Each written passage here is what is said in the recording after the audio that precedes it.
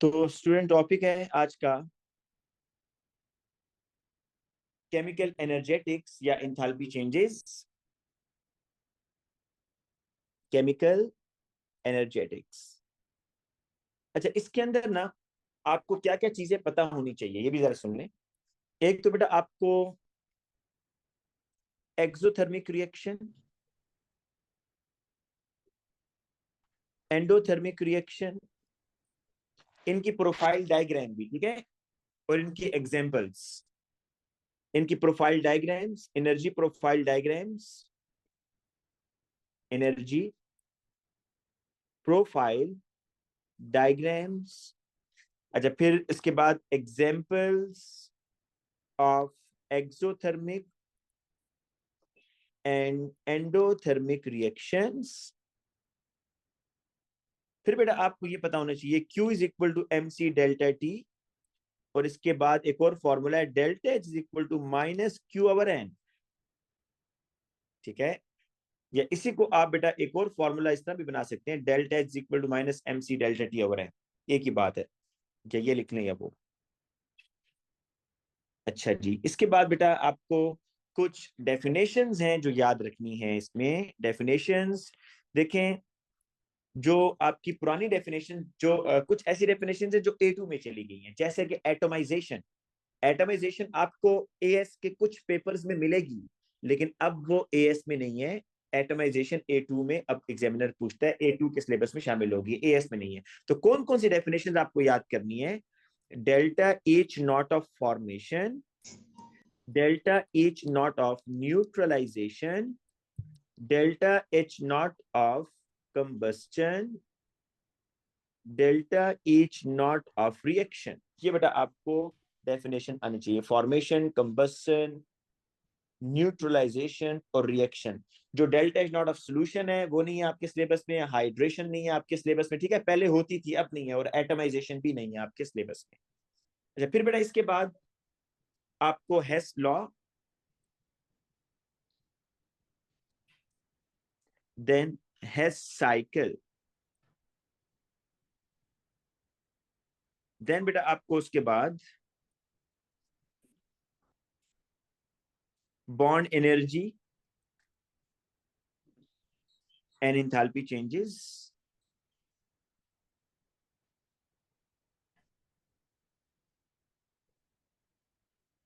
और average bond energy क्या होती है ये बेटा हमने, ये सारी चीजें हैं जो हमने आज की क्लास में तो नहीं होगा, स्टार्ट करते हैं बेटा आज इंशाल्लाह। मैं उम्मीद करूंगा हम ये दो तो कर लेंगे, और मे भी डेफिनेशन में मैं कोशिश करूंगा शामिल कर लूं। ठीक है, तो सबसे पहले बेटा स्टार्ट करते हैं एक्सो एंडोथर्मिक रिएक्शन से। उससे पहले आप ये समझ लें, जब भी बेटा आप दो केमिकल्स को मिक्स करेंगे, जब भी आप दो केमिकल्स को मिक्स करेंगे एनर्जी चेंज होगा। When you mix the two chemicals, there must be an energy change. हाँ, अभी तक तो चल रहा है। There must be an energy change. ठीक है जी बेटा, अगर नेट आज ना प्रॉब्लम कर सकता है, अगर नेट में कोई प्रॉब्लम हो तो बड़ा मेहरबानी मुझे एक बच्चा मैसेज कर देगा, मैं बता देता हूँ।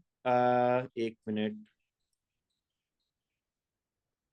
एक मिनट बेटा, मैं ना किसी एक स्टूडेंट की ड्यूटी लगाता हूँ। सारान, सरान बेटा आप मुझे मैसेज कर दोगे अगर मेरी आवाज ना आई हो, ठीक ठीक है, क्योंकि आज बारिश हो रही है और नेट प्रॉब्लम कर रहा है। तो आपने मुझे मैसेज कर देना अगर मेरी आवाज जो है लैग कर रही हो या स्क्रीन शेयरिंग खत्म हो जाए।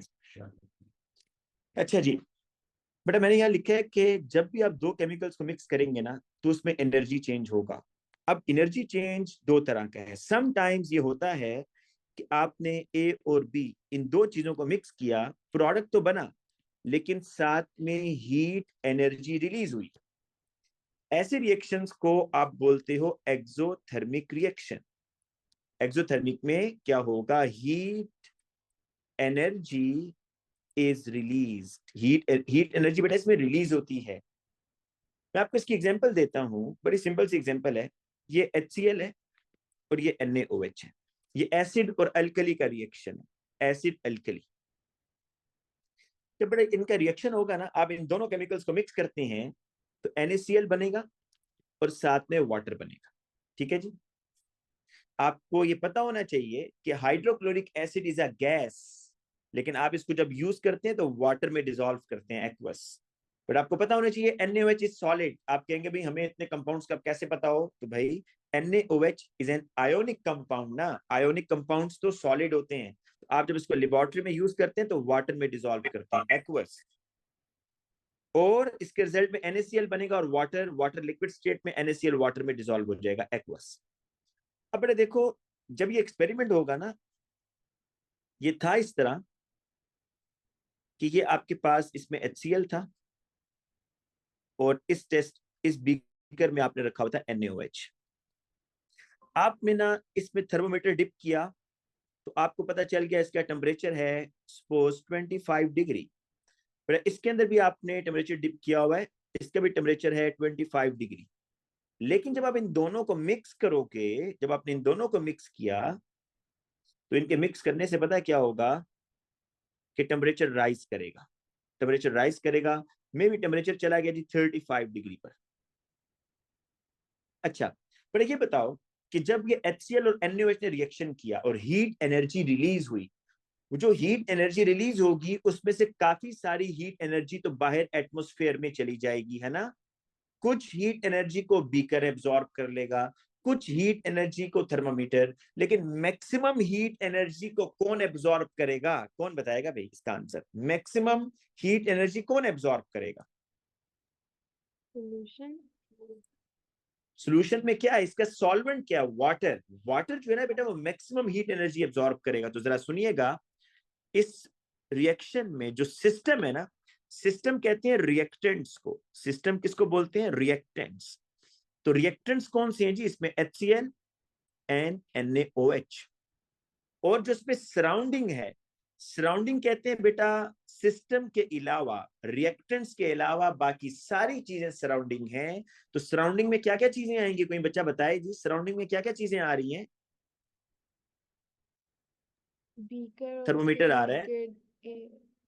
वाटर आ रहा है, बीकर आ रही है, बाहर जो एयर है वो आ रही है। तो याद रखना कि एक्सोथर्मिक रिएक्शन में हीट कौन रिलीज करेगा, कौन रिलीज करेगा भाई हीट, बताएंगे जो मैं मार्क कर रहा हूं येलो कलर से। सिस्टम।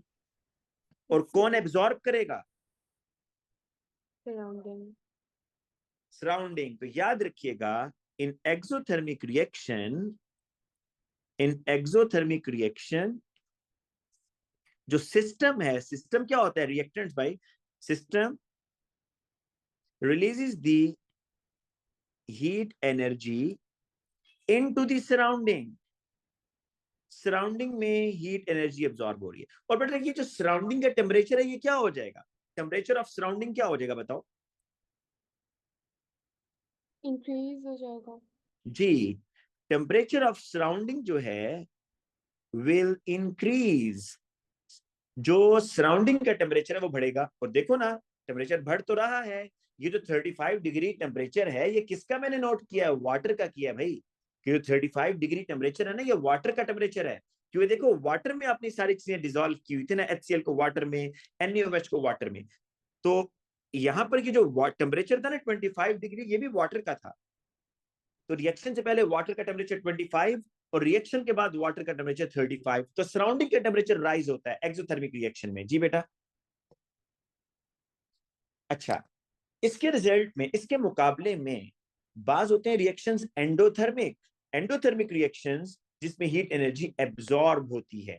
एंडोथर्मिक रिएक्शंस वो इसके ऑपोजिट होगा बेटा। Endothermic reactions heat energy is absorb,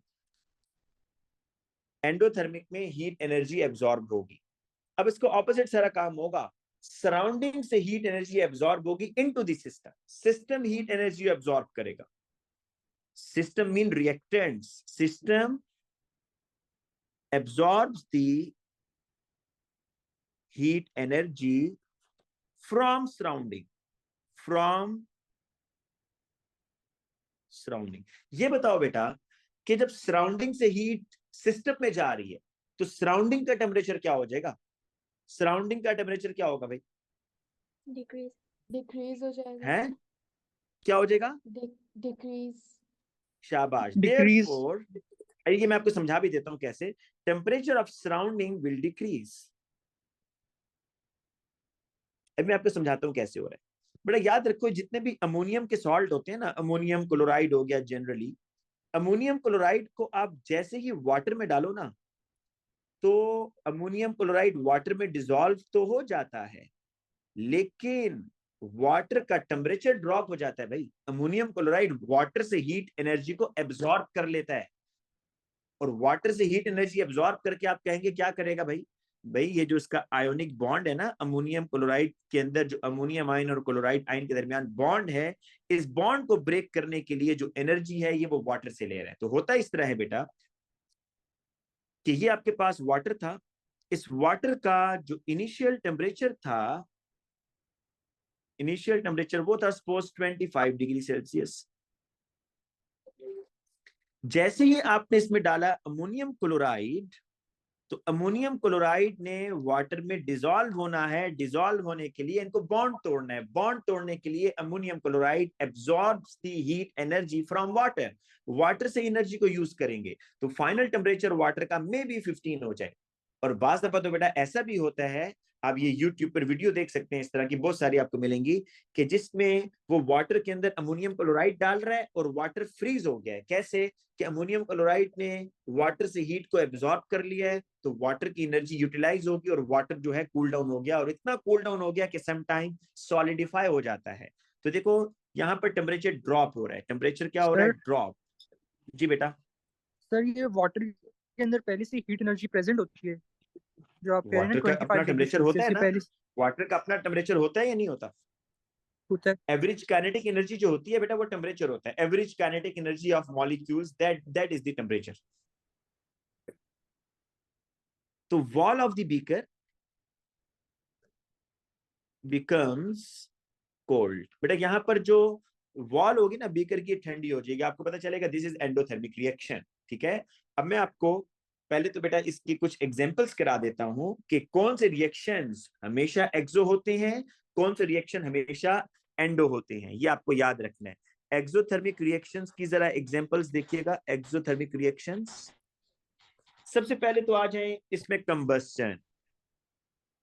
combustion of fuels, बेटा आप जितने भी फ्यूल्स को बर्न करते हो ना, वो सब के सब आपके एक्सोथर्मिक रिएक्शन है, फ्यूल्स की कंबस्टन। फिर आ जाए बेटा आप रिस्पायरेशन। बेटा देखो हमारी बॉडी का टेम्परेचर कितना है?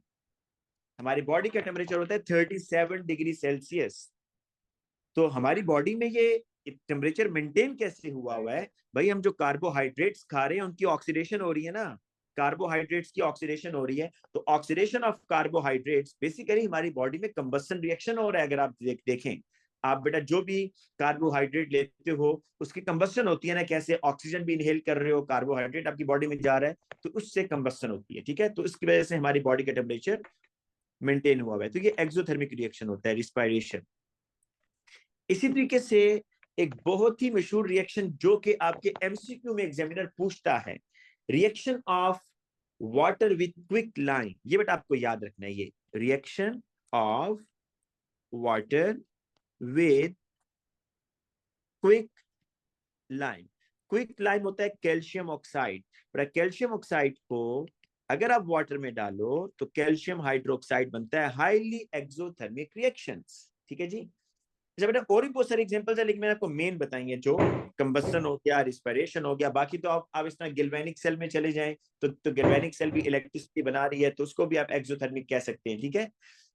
अच्छा जो एंडोथर्मिक रिएक्शन है जिसमें हीट एनर्जी इज यूज, आप हीट एनर्जी देंगे, उसमें सबसे पहले तो आ जाए फोटोसिंथेसिस।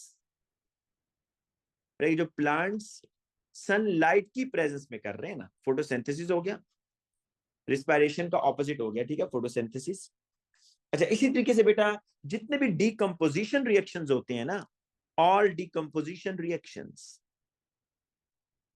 ऑल डीकंपोजिशन रिएक्शन, जिस तरह के देखो मैं आपको एग्जांपल देता हूं, कैल्शियम कार्बोनेट है ना, इसको आपने तोड़ना है, खुद ब खुद तो नहीं टूटेगा ना, तो कैल्शियम, इसको हीट एनर्जी दोगे तो कैल्शियम ऑक्साइड और कार्बन डाइऑक्साइड बनेगा। तो ऑल डीकंपोजिशन रिएक्शंस, ये भी आपके एंडोथर्मिक रिएक्शन है।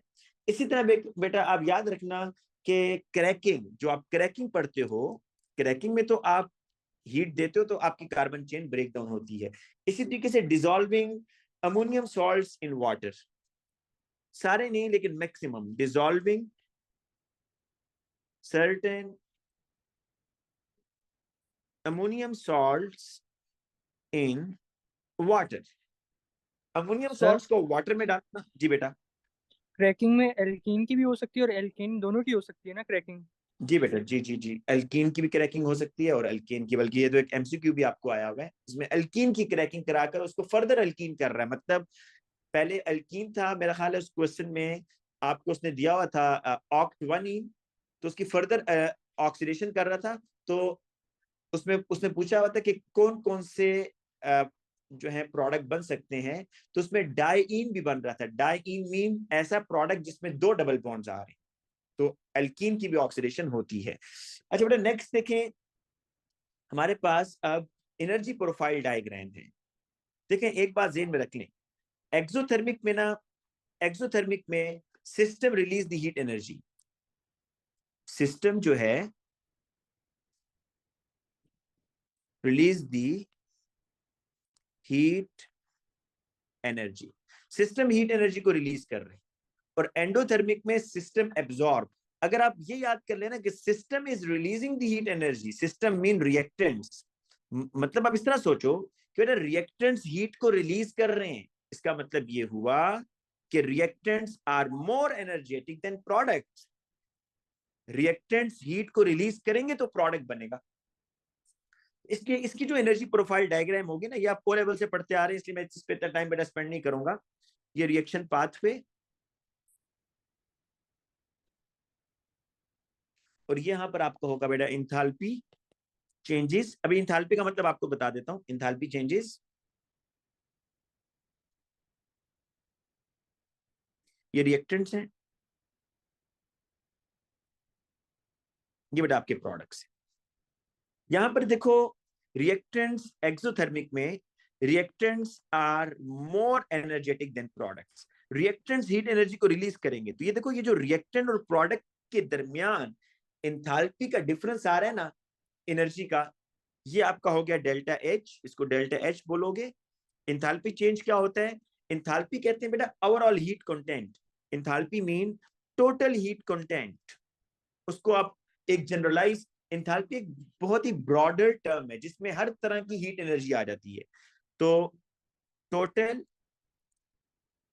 Heat content of a system, system में जितनी भी तरह की हीट एनर्जी है उसका सम इंथाल्पी है। तो रिएक्टेंट और प्रोडक्ट में जो इंथाल्पी का डिफरेंस आ रहा है वो डेल्टा एच, और ये एरो डाउनवर्ड क्यों आ रहा है? क्योंकि बेटा एनर्जी, और ये माइनस में आएगा। ये आंसर माइनस में क्यों आएगा? क्योंकि बेटा देखो जो रिएक्टेंट है ना उसकी एनर्जी क्या है, ज्यादा है, प्रोडक्ट की एनर्जी कम है। तो आप जब डेल्टा एच निकालते हो कैसे निकालते हो? डेल्टा एच आप निकालते हो प्रोडक्ट की इंथाल्पी में से रिएक्टेंट की इंथाल्पी को माइनस करते हो, तो ओवरऑल आपका आंसर माइनस में आएगा ना। प्रोडक्ट की इंथाल्पी कम होगी, रिएक्टेंट की इंथाल्पी ज्यादा होगी, तो आपका आंसर माइनस में आएगा। ठीक है। अच्छा इसके मुकाबले में, अच्छा इसमें एक्टिवेशन एनर्जी वाला भी याद रख लो, वो तो वैसे रिएक्शन काइनेटिक्स में हम ज्यादा डिटेल में करते हैं। पर मुझे आप कोई बताएगा वैसे कि रिएक्शन काइनेटिक्स हो गया है ना, रिएक्शन काइनेटिक्स और रिडॉक्स। रिडॉक्स नहीं हुआ है, सर रिएक्शन रिडॉक्स नहीं काइनेटिक्स हुआ है, रिएक्शन काइनेटिक्स होता है। ठीक है, रिएक्शन काइनेटिक्स हो गया है।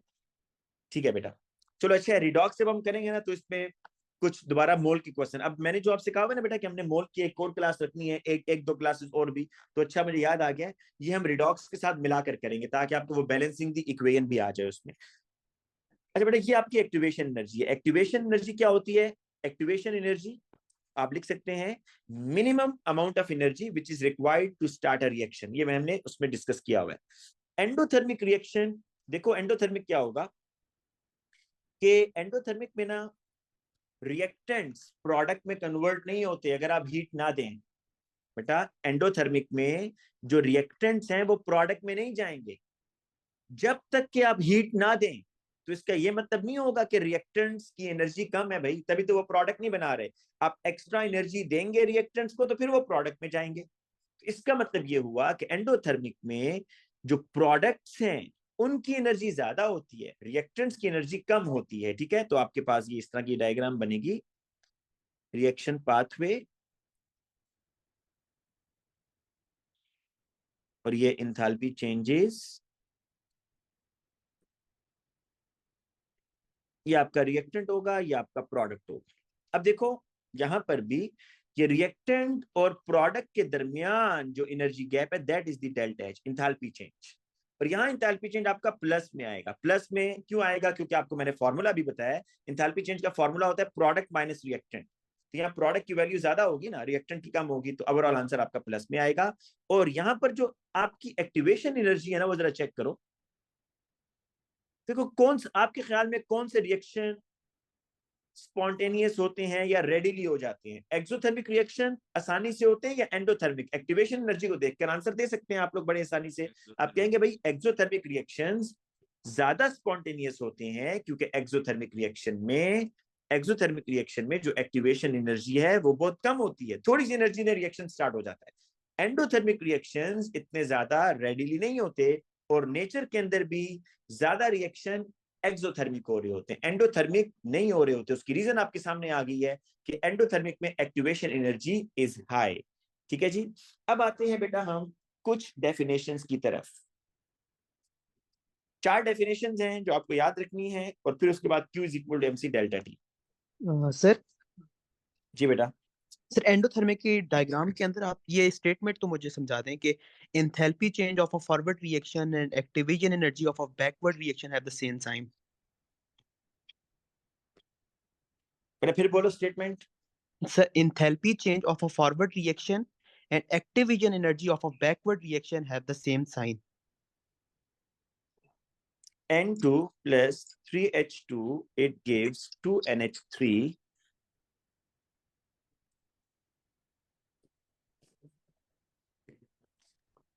ये है जी प्रोग्रेस ऑफ अ रिएक्शन, और ये आपका इंथैल्पी चेंज, इंथैल्पी सॉरी।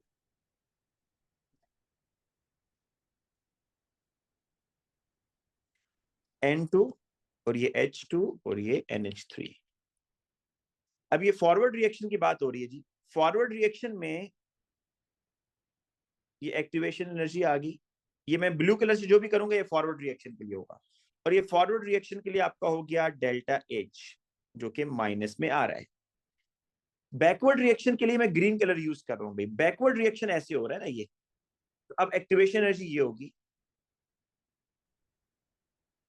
ये आपकी एक्टिवेशन एनर्जी होगी फॉर द बैकवर्ड रिएक्शन, और ये ब्लू कलर था फॉर द फॉरवर्ड। अच्छा, और दूसरा बेटा इसके लिए जो आपकी इंथैल्पी चेंज है वो ये आ रही है। अब अगर मुस्तफा आप जरा एक दफा फिर स्टेटमेंट बोल दो, लेकिन आधी आधी करके बोले, पहले हाफ स्टेटमेंट बोलो जो आप बोल रहे हो। सर एंडोथर्मिक डायग्राम के ऊपर है ये। चलो नहीं, चलो अब ये एंडोथर्मिक भी है ना भाई, ये फॉरवर्ड रिएक्शन एक्सो है तो बैकवर्ड एंडो है ना। कोई भी रिएक्शन दोनों साइड पर तो एंडो नहीं हो सकता ना, एक साइड पर एक्सो होगा तो एक साइड पर एंडो होगा। चलो स्टेटमेंट मैं बोलो। बोलता हूँ the enthalpy change of the forward reaction and ठीक एक्टिवेशन है, एनर्जी ये ऑफ आपका द ब्लू। बैकवर्ड रिएक्शन हाँ, have the same sign. Same sign for the forward reaction और बैकवर्ड रिएक्शन, साइन सेम होगा। सही सही। ये आपने कहां पर बेटा स्टेटमेंट पढ़ी है? सर ये मेरे सामने एमसीक्यू खुला हुआ है। तो एक्टिवेशन एनर्जी की बात हो रही है। बेटा ये तो देखो साइन नहीं सेम हो सकता, आप या तो उसको मुझे सेंड सर करो ये ना, पिक्चर डेल्टा सेंड करो, फिर एच मैं है। देखता हूँ इसको। मैं कुछ सेंड कर रहा हूँ। सर ये डेल्टा एच है। ये नहीं, ये आप एक्टिवेशन एनर्जी की बात कर रहे हो या डेल्टा एच की बात कर रहे हो, किसकी बात कर रहे हो? सर मैं आपको स्टेटमेंट सेंड भेजो कर रहा बेटा, हूँ। स्टेटमेंट भेजो पहले,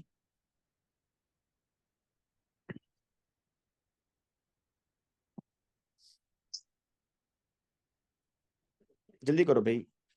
अच्छा, जो डेफिनेशन हमने करनी है मैं नीचे उनका नाम लिख देता हूँ। सेंड कर दिया। सर मेरे आंसर पे ना चाहिएगा क्योंकि मेरा रॉन्ग आंसर है। डेफिनेशंस जो हमने करनी, ठीक है बेटा, फॉर्मेशन करनी है, और कंबशन करनी है, न्यूट्रलाइजेशन करना है और delta H naught of reaction करना है।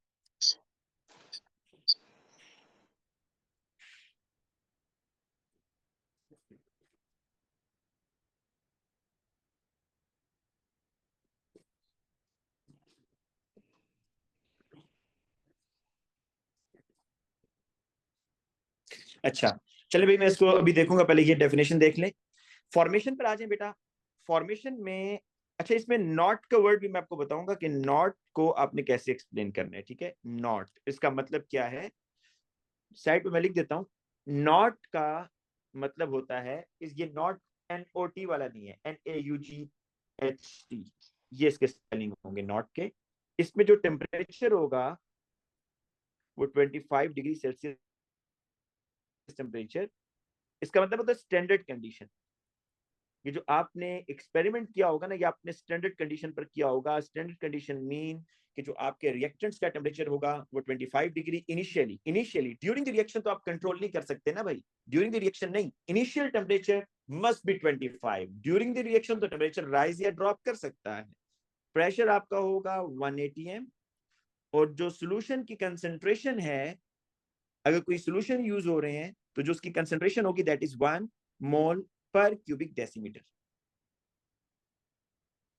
बेटा आपने जो मुझे स्टेटमेंट भेजी है ना मुस्तफा भाई, वो ऑप्शन आप मुझे भेज रहे हो, उसकी स्टेटमेंट थोड़ी है भाई। देख सोच समझ के चीजें पूछा करो ना, वो आप जो मुझे भेज रहे हो वो क्वेश्चन की स्टेटमेंट थोड़ी है, वो तो ऑप्शन है। ऑप्शन सर तो मैंने एक ठीक होगा ना, बाकी तो रॉन्ग होंगे। वही था सर, मैं आपको एंडोथर्मिक डायग्राम के ऊपर ऑप्शन सी इसकी बोल रहा था, तो मतलब सही था ना? चलो मैंने भी सिर्फ उसकी पिक्चर देखी है, लेकिन मैं स्टेटमेंट पढ़ रहा था, स्टेटमेंट तो कुछ भी नहीं है ऊपर, वो तो एक डायग्राम बनी हुई है बस। अच्छा बेटा, सर ये मैं जो आपको इंथैल्पी चेंज ठीक ऑफ है फॉर्मेशन है, इंथैल्पी चेंज ऑफ फॉर्मेशन में देखें, ये आप इक्वेशन याद कर लें। 1 mole of a compound is formed from its element. ये डेफिनेशन मैं भी एक्सप्लेन करता हूं, लेकिन होगा ये इसमें कि 1 mole of a compound is form from its element. Definition लिखता हूं, एक दो एग्जांपल्स पहले नोट कर ली। CH4 आपने बनाना है ना, फ्रॉम इट्स एलिमेंट। कोई भी आप कंपाउंड बनाए फ्रॉम इट्स एलिमेंट, तो इसमें एलिमेंट्स कौन से होंगे, कार्बन सॉलिड होगा और हाइड्रोजन होगा। इसी तरह आप कोई आयोनिक कंपाउंड लिख लें, बेशक अमोनियम क्लोराइड, तो इसमें क्या होगा जी, नाइट्रोजन होगा, इसमें हाइड्रोजन होगा, इसमें क्लोरीन होगा। अच्छा स्टेट सिंबल्स बहुत लाजमी है, वो भी आपको बता देता हूँ अभी। गैस गैस गैस और आयोनिक, अमोनियम क्लोराइड एक आयोनिक कंपाउंड है तो सॉलिड। पर देखिए दोनों एग्जांपल्स के अंदर आप ये चीज नोट कर रहे होंगे कि एक मोल कंपाउंड बन रहा है, चाहे आयोनिक चाहे कोवेलेंट, फ्रॉम इट्स एलिमेंट। और एलिमेंट्स की जो स्टेट है ना, वो स्टैंडर्ड स्टेट होनी चाहिए। स्टैंडर्ड स्टेट मीन 25 डिग्री पर कार्बन सॉलिड होता है, 25 डिग्री पर हाइड्रोजन गैस होता है। और इसी तरह अगर कोई गैस यूज हो रही है जिस तरह के हाइड्रोजन, तो उसका प्रेशर 180 m होना चाहिए। यहां तो फिलहाल कोई सोल्यूशन नहीं है, लेकिन अगर कोई सोल्यूशन यूज हो रहा होगा तो उसकी कंसेंट्रेशन 1 मोल पर क्यूबिक डेसीमीटर। तो इसकी डेफिनेशन बेटा ये बनेगी, energy change when 1 mole of a compound is formed from its element under the standard condition in their standard states। देखें स्टैंडर्ड कंडीशन का तो ये मतलब होगा कि आपने जो एक्सपेरिमेंट किया ना, तो at the start of experiment temperature 25 degree, pressure 180 m और कंसंट्रेशन 1 मोल। स्टैंडर्ड स्टेट का ये मतलब है कि जो आपके एलिमेंट्स हैं, जैसे नाइट्रोजन की जो स्टैंडर्ड स्टेट है वो नाइट्रोजन रूम टेम्परेचर पर गैस होता है, तो उसकी स्टैंडर्ड स्टेट होनी चाहिए। हाइड्रोजन भी गैसियस फॉर्म में होता है, क्लोरीन भी गैसियस फॉर्म में होता है, और 25 डिग्री पर जो अमोनियम क्लोराइड है वो सॉलिड स्टेट में होता है। तो आपको स्टैंडर्ड स्टेट इसमें बेटा डालनी होंगी। तो दिस इज द फॉर्मेशन। और फॉर्मेशन के बारे में याद रखो, delta is not a formation जो है, it may be endothermic may be exothermic. बेटा ये दोनों हो सकते हैं। ये जो आपका बेटा फॉर्मेशन है ना, ये एंडो भी हो सकता है, एक्सो भी हो सकता है, ठीक है ना। तो इसके बारे में आप श्योर नहीं हो सकते कि इट इज ऑलवेज एक्सो या it is always endothermic reaction. बेटा 1 मिनट अगर आप वेट कर सकते हैं स्टूडेंट्स।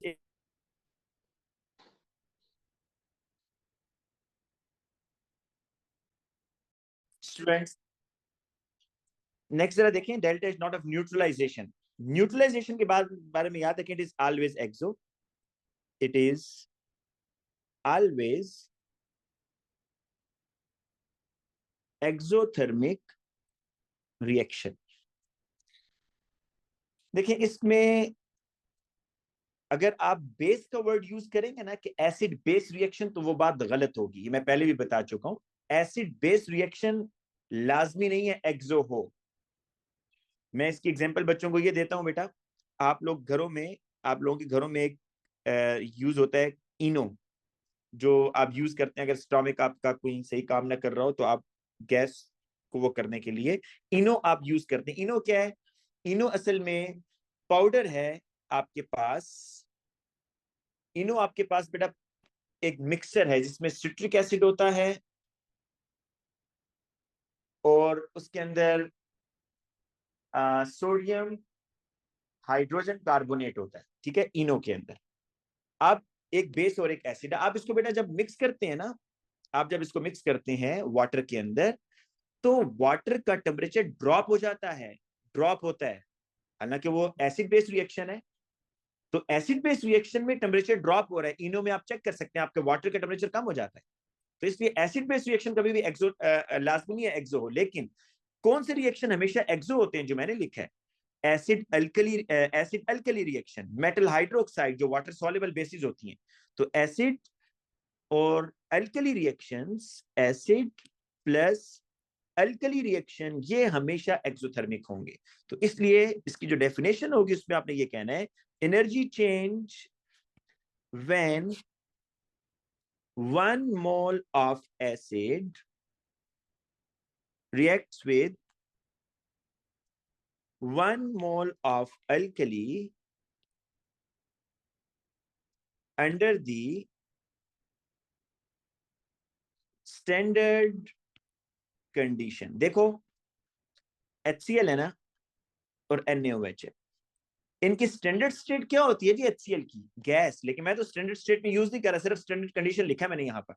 ये होगा एक्वस, वाटर में डिसॉल्व किया हुआ, NaOH एक्वस, ये NaCl एक्वस, और ये वाटर बनेगा लिक्विड। अब मैं आपको एक बात यहां बताता हूं। पहली बात कि ये NaOH अल्कली है, क्योंकि सॉल्युबल मेटल हाइड्रोक्साइड जो है ना, या सॉल्युबल बेसिस, उनको आप अल्कली बोलते हो। अब ये एक्सोथर्मिक क्यों है? इसका बड़ा सिंपल सा प्रूफ है कि आप अगर देखो कि एसिड की तरफ से H प्लस आ रहा होता है, OH की तरफ से OH माइनस, और क्या बन रहा है? वाटर बन रहा है। भाई अगर आप इस रिएक्शन में देखो तो असल में तो ये स्पेक्टेटर आइंस तो कैंसिल हो जाते हैं। तो बेसिकली आप अगर रिएक्शन को नोट करें तो इसमें सिर्फ बॉन्ड फॉर्मेशन हो रही है, H प्लस और OH माइनस आप इसमें बॉन्ड बना रहे हैं। तो दिस इज एक्सोथर्मिक रिएक्शन। ये एक्सोथर्मिक रिएक्शन है, इसमें बॉन्ड फॉर्म हो रहा है भाई। इसलिए मैंने यहां पर लिखा है कि न्यूट्रलाइजेशन इज ऑलवेज एक्सो, क्योंकि H प्लस OH माइनस मिलकर वाटर बना देते हैं। और याद रखिएगा, चाहे आप HCl की जगह HNO3 ले लें, जो अगर strong acid strong base reaction है ना, अगर strong acid strong base reaction है, तो delta H naught of neutralisation की जो वैल्यू है वो -57 किलो जूल्स पर मोल ही रहती है। पर मोल से मुराद पता है यहां पर क्या होता है? 1 mole of water. Energy change when 1 mole of water is formed when 1 mole of acid react with 1 mole of alkali। ये है जी इसकी डेफिनेशन, ठीक है। तो energy change when 1 mole of acid react with 1 mole of alkali and form 1 mole of water। ये बेटा लिखना लाजमी है, जो मैंने यहाँ मिस किया इसको। 1 and form 1 mole of water and form 1 mole of water under the standard condition. अगर कोई आपसे ये पूछे कि भाई HCl की यहाँ कंसेंट्रेशन क्या है, तो आप देखेंगे नॉट लिखा हुआ है। अगर नॉट लिखा होगा तो आप फौरन कहेंगे जी जो कंसेंट्रेशन है वो 1 मोल पर क्यूबिक डेसीमीटर है। कंसंट्रेशन क्या है 1 मोल पर क्यूबिक डेसीमीटर। तो न्यूट्रलाइजेशन के अंदर बेटा 1 mole of water is form किससे 1 मोल ऑफ एसिड और अल्कली जब आप इसमें रिएक्शन करते हैं।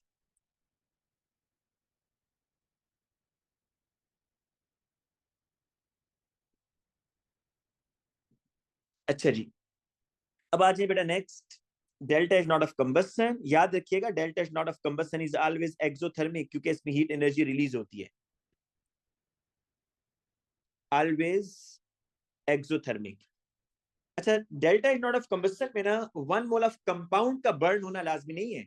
कोई भी 1 मोल सब्सटेंस, देखो कार्बन की कंबस्शन होती है नहीं होती, तो 1 मोल ऑफ कार्बन, अच्छा ये चीज बड़ी मैटर करती है। जिस तरह मैंने यहाँ न्यूट्रलाइजेशन में तो चलो स्पेसिफाई कर दिया ना कि न्यूट्रलाइजेशन में जो उसने लिखा होता है ना -57 किलो जूल्स पर मोल, तो ये पर मोल से मुराद है 1 मोल ऑफ वाटर। अगर 1 मोल वाटर बन रहा है तो इतनी एनर्जी, 2 मोल वाटर बन रहे होंगे तो क्या होगा भाई, इस वैल्यू को टाइम्स 2 कर दोगे। इसी तरह बेटा की जो फॉर्मेशन है ना, फॉर्मेशन में जो डेल्टा एच की वैल्यू आ रही होगी ना किलो जूल्स पर मोल में, तो पर मोल से मुराद क्या होगा 1 मोल ऑफ दिस कंपाउंड जो कि आप फॉर्म कर रहे हैं। इसी तरह कंबस्शन में जरा देख लें, कंबस्शन में जो भी आपके पास बेटा यहां पर कंबस्शन की वैल्यू आएगी ना माइनस में किलो जूल्स पर मोल, तो ये जो पर मोल है ये है। अगर 1 मोल कार्बन को बर्न कर रहे हैं तो इतनी एनर्जी कितनी होती है 393 होती है। मैं भी इसको लिख देता हूं, ये देखो बनेगा कार्बन डाइऑक्साइड, और delta H naught of combustion जो है -393.5 किलो जूल्स पर मोल। अब ये पर मोल आपको बता रहा है कि 1 मोल कार्बन बर्न किया है, अगर 2 मोल करेंगे तो टाइम्स 2 करेंगे। अब कार्बन कंपाउंड तो नहीं है ना भाई, तो इसलिए जो बच्चे ये लिखते हैं ना कंबस्शन के डेफिनेशन में energy release when 1 mole of a compound is burn, वो गलत लिखते हैं बेटा, उनके मार्क्स कटेंगे। इस तरह हाइड्रोजन देख लें, हाइड्रोजन की भी तो कंबस्शन हो रही है, गैस गैस। अच्छा, ये जो स्टेट्स होंगे ना ये आपने रूम टेम्परेचर पर डालनी है कि रूम टेम्परेचर पर H2O की क्या स्टेट है, लिक्विड। रूम टेम्परेचर पर ऑक्सीजन क्या है, गैस। रूम टेम्परेचर पर हाइड्रोजन क्या है, गैस है। तो रूम टेम्परेचर पर स्टेट सिंबल्स डालेंगे। और कितनी एनर्जी बेटा यहां रिलीज होती है -285 किलो जूल्स पर मोल। तो पर मोल से मुराद यहां पर ये 1 मोल ऑफ वाटर है, 1 mole of water, sorry 1 mole of hydrogen, 1 mole of hydrogen. इसी तरह आप कोई कंपाउंड भी बर्न कर सकते हैं, CH4 ले लिया आपने, CO2 plus 2H2O, water room temperature पर liquid, carbon dioxide is gas, और ये ऐसे आ जाएगा। तो इसलिए बेटा इसकी डेफिनेशन अब ये बनेगी, डेफिनेशन एनर्जी चेंज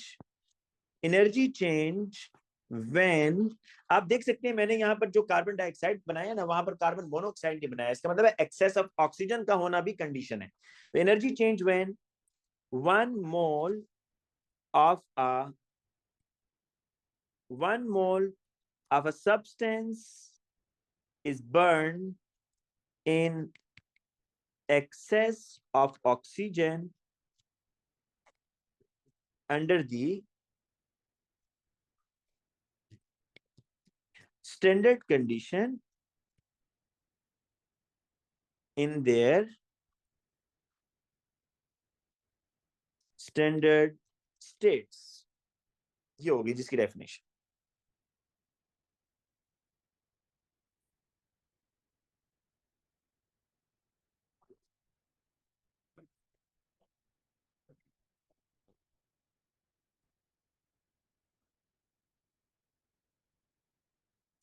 अच्छा बेटा, ये हो गया क्लियर। अब आते हैं लास्ट डेफिनेशन पर, और वो है आपके पास जी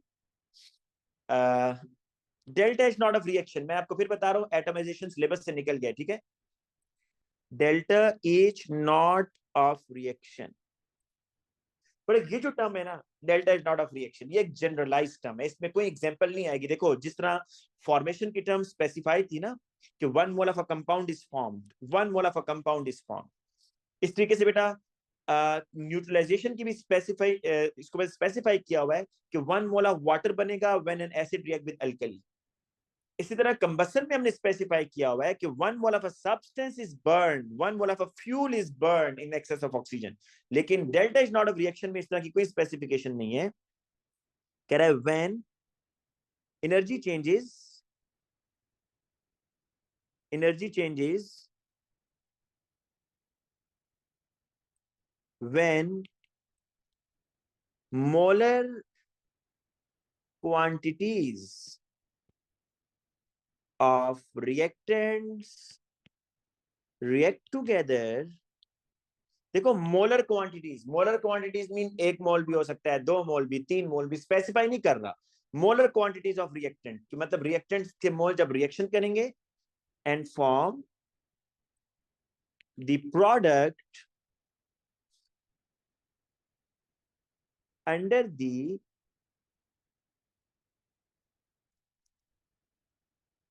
standard condition in their standard states. बेटा इसमें आप कुछ मर्जी एग्जांपल देखो, मैं इसमें लिखता हूं अमोनिया की example. N2 plus 3H2 it gives 2 moles of ammonia gas और ये गैस। अच्छा इसमें मैं आपको एक और चीज बताऊं, डेल्टा एच अगर सपोज आ रहा है ना -46 किलो जूल्स पर मोल, तो ये पर मोल किसको रेफर कर रहा है पता है? पर मोल रेफर्स टू नथिंग, ये बात याद रखिएगा delta H naught of reaction में।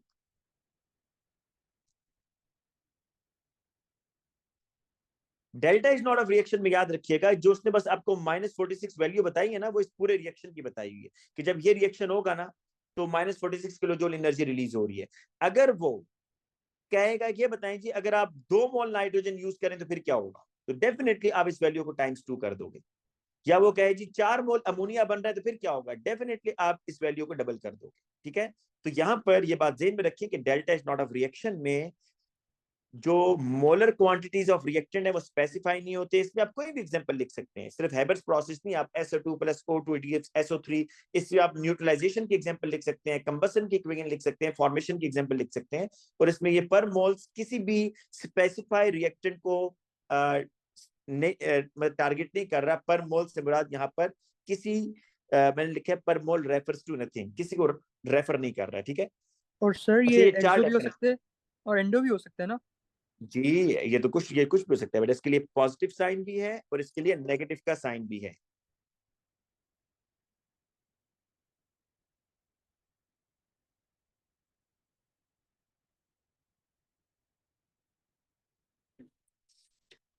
अच्छा बेटा मैं ये आपका क्वेश्चन देख रहा हूँ मुस्तफा कि जो आपका क्वेश्चन है इसका तो आंसर सी है ना? Yes sir.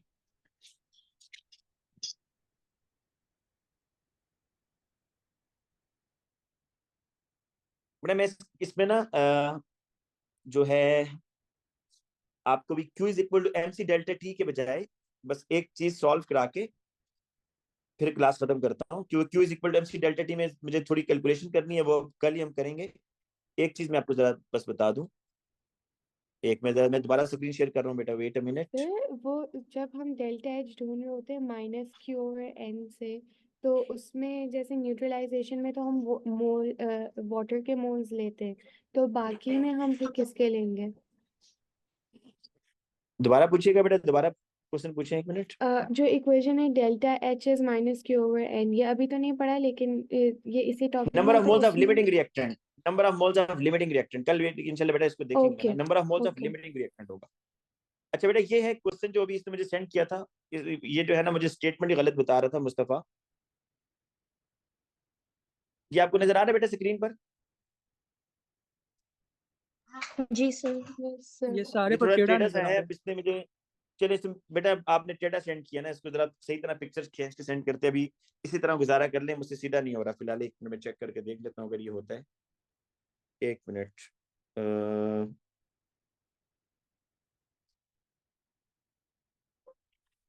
बेटा आप लोगों को टेढ़ा नजर आ रहा है ये? सर स्क्रीनशॉट लेके उसे वैसे कर लेना। यस सर, टेढ़ा नजर आ रहा है। एक मिनट चले, हाँ ये सही इसने आइडिया दिया है। सबर कहाँ से होगा भाई अब?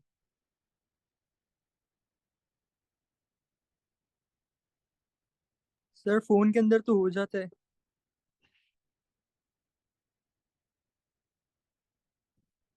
चलो बेटा मैं इसको यहाँ साइड पे ड्रॉ करता हूँ ना, जो वो पूछ रहा है। ये उसने बेटा दिया है क्वेश्चन और ये एक रिएक्शन हुआ हुआ है इसका। ठीक है, मैं इधर ही ड्रॉ करता हूँ, बस यहाँ देख ले बेटा कि साइड पे मैं कर रहा हूँ। आप चेंज ये करेंगे एनर्जी, इसको तो सही हो। बस बेटा कि मैं यहाँ कर रहा हूँ ना, ये प्रोग्रेस। देखो ऑप्शन सी क्या कह रहे हैं, ऑप्शन सी कह रहा है enthalpy change of forward reaction. पहले मैं इंथाल्पी चेंज फॉरवर्ड रिएक्शन आपको बता दूं, ये रिएक्टेंट है, ये प्रोडक्ट है, रिएक्शन फॉरवर्ड है, इसके इंथाल्पी चेंज क्या होगा जरा बताना, पॉजिटिव में आएगा नेगेटिव में आएगा, ये बता दो। पॉजिटिव। पॉजिटिव आएगा ना, एनर्जी बढ़ रही है बेटा। Enthalpy change for the forward reaction and बेटा ये बताओ एक्टिवेशन एनर्जी हमेशा क्या होती है, ये बता दो।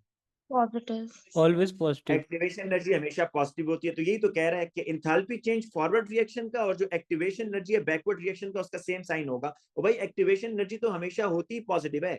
अगर आप फॉरवर्ड रिएक्शन को देखेंगे तो ये एक्टिवेशन एनर्जी है, अगर आप बैकवर्ड रिएक्शन को देखेंगे तो ये एक्टिवेशन एनर्जी है, तो एक्टिवेशन एनर्जी तो हमेशा पॉजिटिव होगी ना। तो इसमें ये कह रहा है कि and activation energy for backward reaction has same sign. क्या कहते हैं जी, ये ऑप्शन ठीक है या नहीं? जी सर। जी बैकवर्ड रिएक्शन के लिए जो होगा ना आपकी इंथाल्पी चेंज ये होगी, तो सॉरी एक्टिवेशन एनर्जी, तो activation energy is always positive, activation energy positive होगी, और जो आपका इंथाल्पी चेंज है फॉर द फॉरवर्ड रिएक्शन वो भी पॉजिटिव है। जी मुस्तफा क्लियर है ना ये? Yes sir, thank you. ठीक है बेटा, हमारी नेक्स्ट क्लास होगी इंशाल्लाह 7:30 पर।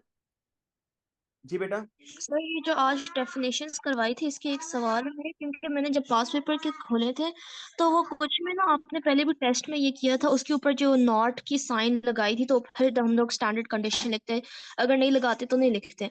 लेकिन जो पास पेपर में उसकी मार्किंग स्कीम में काफी बार इस तरह हुई हुई है कि उसके मैं ऊपर आपको साइन बताता भी हूँ, बनाई नहीं थी, नहीं लेकिन वो नहीं नहीं, बात मैं आपको नहीं बताता हूँ थी। बेटा, उसमें मसला क्या होता है, मेरी बात सुने। उसमें मसला ये होता है कि अगर नॉट सम टाइम, ये जो आप लोग बुकलेट यूज कर रहे होते हैं ना, ये जो फोटोकॉपी बुकलेट बना कर देता है, वो जब उसकी एडिटिंग कर रहा होता है तो वो नॉट का भी एक सिंबल होता है, और ड्यूरिंग दी मतलब एडिटिंग वो समझ रहा होता है कि ये क्यों ऐसी फजूल सी चीज इसके ऊपर लगी है, वो उसको रिमूव कर देता है। आप इसका रियल पेपर ओपन करके देखा करें, रियल पेपर उसकी वेबसाइट पर जाकर या एक्सट्रीम पेपर पर, तो वो नॉट अगर नहीं लगा होगा तो स्टैंडर्ड कंडीशन बिल्कुल नहीं लिखना भाई। A2 में तो ये क्वेश्चन बार बार पूछता है, वो नॉट नहीं लगाता, और फिर जो बच्चा स्टैंडर्ड कंडीशन लिखता है उसके मार्क्स कटते हैं। तो जब नॉट होगा तो स्टैंडर्ड कंडीशन लिखना है, जब नॉट नहीं होगा तो इसका मतलब है कि रिएक्शन स्टैंडर्ड कंडीशन पर नहीं हुआ। ठीक है जी, तो आज के लिए बेटा ओके इतना थैंक काफी है। मैं यू। इंशाल्लाह हमारी दूसरी क्लास 7:30 पर होगी, ठीक है इंशाल्लाह, मेरा ख्याल है। और कुछ? ठीक है बेटा, एक्सोथर्मिक रिएक्शन, एंडोथर्मिक रिएक्शन, उसकी definition, examples, energy profile diagram और डेफिनेशंस कल की क्लास में होगी थी। आज हमने मेजरिंग दी इंथैल्पी चेंजेस मतलब Q is equal to MC delta T से रिलेटेड कुछ क्वेश्चन, और फिर हेस लॉ क्या होता है, and how to draw the Hess cycle, and then bond energy. तो टॉपिक आज का बेटा नोट करें, measuring the enthalpy changes, measuring the, mic off करते हैं, मेजरिंग दी इंथैल्पी चेंजेस। अच्छा बेटा, इसमें आप क्या करेंगे, आप जब दो केमिकल्स को मिक्स करते हैं ना, दो केमिकल्स को, आप ये देखेंगे कि जब दो केमिकल्स मिक्स होते हैं तो कितनी हीट एनर्जी रिलीज हुई या एब्जॉर्ब हुई, ये आप फाइंड आउट करेंगे, और फिर आप वो पर मोल के लिए निकालेंगे। एक मोल अगर मैं ये चीज मिक्स करूं तो फिर कितनी एनर्जी चेंज होती है। तो बेसिकली आज के लेसन में आपको ये दो फॉर्मूलाज यूज करना आना चाहिए, Q is equal to MC delta T, और दूसरा delta H is equal to -Q/N। ये बेटा दो फॉर्मूला हम आज के क्लास में देखेंगे।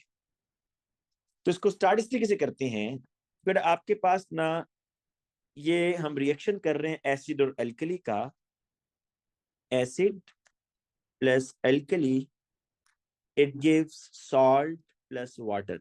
कल हमने ये देखा था कि जो न्यूट्रलाइजेशन रिएक्शन होते हैं दिस इज ऑलवेज एक्सोथर्मिक।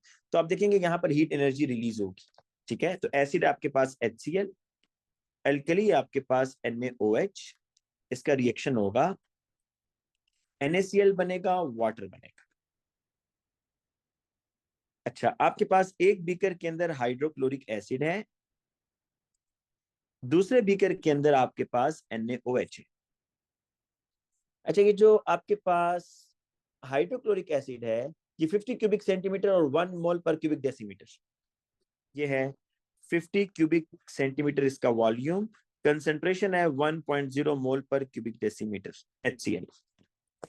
इसी तरीके से बेटा कि जो आपके पास NaOH है ना स्पीकर में, ये भी 50 क्यूबिक सेंटीमीटर है और 1.0 मोल पर क्यूबिक डेसीमीटर NaOH इसका वॉल्यूम कंसंट्रेशन है।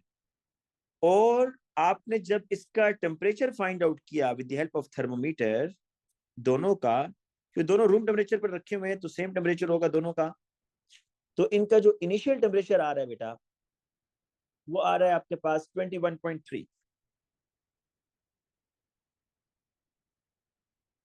इनिशियल टेम्परेचर है जी इसका 21.3 डिग्री और सेम इसका भी ऐसी है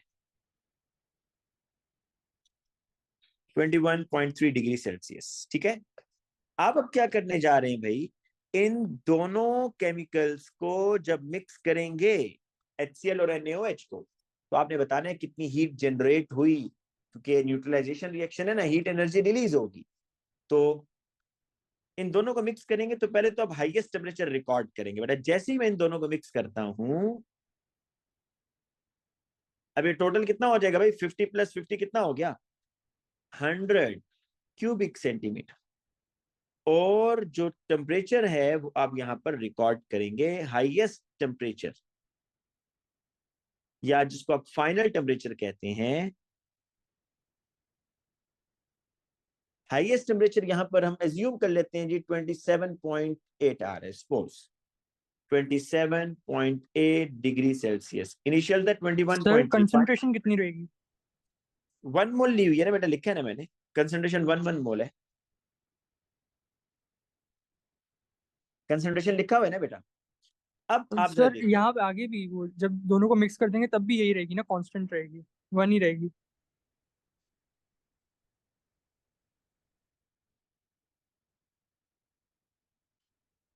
नहीं बेटा जब आप इन दोनों को मिक्स करेंगे तो फिर 1 नहीं रहेगी ना, फिर ये डाइल्यूट हो जाएगा। देखो ना, ये 50 क्यूबिक सेंटीमीटर के अंदर NaOH 1 मोल है। ठीक है, अब यहां पर आपके पास जो NaCl बना है वो 50 में तो नहीं बनेगा ना, वो 100 में बनेगा, तो ये डेफिनेटली डाइल्यूट होगी, कंसंट्रेशन इसकी कुछ ना कुछ कम हो जाएगी। Okay sir. अब जरा देखें, हाफ हो जाएगी कंसंट्रेशन, हाफ होगी क्योंकि वॉल्यूम्स ऐड हो रहे हैं ना, तो कंसंट्रेशन हाफ हो जाती है वॉल्यूम के ऐड होने से। अब बेसिकली हम किस फॉर्मूले के यूज करेंगे पहले ये देख लें। Q = mc डेल्टा T, इसको यूज करना है बेटा। Q = mc delta T। Q पता है क्या है, हीट, इवॉल्व और एब्जॉर्ब। कोई भी हीट जो इवॉल्व या एब्जॉर्ब हो रही है वो Q होगा। M के बारे में भैया याद रखो। पहली बात मुझे ये बताओ बेटा कि जो आपने टेम्परेचर यहाँ नोट किया 21.3, ये किसका टेम्परेचर है भाई, ये किसका टेम्परेचर है 21.3? HCl का। नहीं, गलत, वाटर का। वाटर का बेटा, कल भी ये बात डिस्कस हुई थी। HCl तो गैस है, HCl को आपने वाटर में डिसॉल्व किया हुआ है। NaOH तो सॉलिड है, NaOH को आपने वाटर में डिसॉल्व किया हुआ है। तो ये जो आप टेम्परेचर मेजर करते हैं ना, ये टेम्परेचर बेसिकली वाटर का है। और यहाँ जो टेम्परेचर राइज हो रहा है 27.8, ये किसका टेम्परेचर है भाई, बेटा बोलिएगा, ये किसका टेम्परेचर है 27.8? NaCl का है या वाटर का है? वाटर। वाटर का है। मुझे क्या बताओ, वाटर यहाँ पर सिस्टम है या सराउंडिंग है? ये भी बात डिस्कस हुई थी। सिस्टम। सराउंडिंग। वाटर यहाँ पर सराउंडिंग है बेटा। सिस्टम तो होता है ना रिएक्टेंट्स, रिएक्टेंट तो HCl और NaOH है ना। तो सिस्टम जो हीट एनर्जी रिलीज कर रहे हैं, एब्जॉर्ब कौन कर रहा है, वाटर कर रहा है, बीकर कर रहा है, एटमॉस्फेयर में कुछ ना कुछ जा रही है, तो ये सराउंडिंग है जो हीट एनर्जी को एब्जॉर्ब कर रहे हैं। तो सिस्टम से सराउंडिंग में हीट जा रही है, वाटर सराउंडिंग में आ रहा है। ठीक है, तो याद रखिएगा ये जो टेम्परेचर आपका हाईएस्ट टेम्परेचर है ये वाटर का है बेटा। M इस फॉर्मूला में M क्या होगा, मैस ऑफ वाटर। C क्या है होगा बेटा, specific heat capacity of water. और डेल्टा T क्या है, change in temperature of water. बेटा एक बात सुन लो, इस फॉर्मूला के अंदर एम सी डेल्टा टी ये सब वाटर की चीजें हैं। M mass of water, C specific heat capacity of water, delta T change in temperature of water. अच्छा, अब आपको ये बात बेटा ध्यान में रखनी है कि वाटर का जो 1 क्यूबिक सेंटीमीटर होता है ना, वो 1 ग्राम के बराबर होता है। वाटर की डेंसिटी 1 होने का यही मतलब है कि वाटर का जो 1 क्यूबिक सेंटीमीटर है वो 1 ग्राम के बराबर है। 1 cubic centimetre of water is equal to 1 gram. तो अब यहाँ पर आप नोट करो कि आपके पास जो वॉल्यूम था ना वाटर का वो 50 था, उसमें आपने HCl डिसॉल्व किया हुआ था ना। यहाँ जो आपके पास वाटर का वॉल्यूम था वो 50 था, उसमें आपने NaOH डिसॉल्व किया हुआ था। तो अब ये टोटल जो वॉल्यूम ऑफ वाटर है वो 100 क्यूबिक सेंटीमीटर हो गया। तो 100 क्यूबिक सेंटीमीटर मीन जो मैस ऑफ वाटर है वो 100 ग्राम। तो ये बात याद रखना आज के बाद कि जो वॉल्यूम होगा ना, टोटल वॉल्यूम ऑफ वाटर, वही मैस ऑफ वाटर होगा। अलबत्ता यहाँ पर आप कह सकते हैं कि कुछ मैस NaCl और NaOH का भी है, बिल्कुल वाटर प्योर तो नहीं है। जो प्योर वाटर की डेंसिटी होती है वो असल में 1 ग्राम होती है।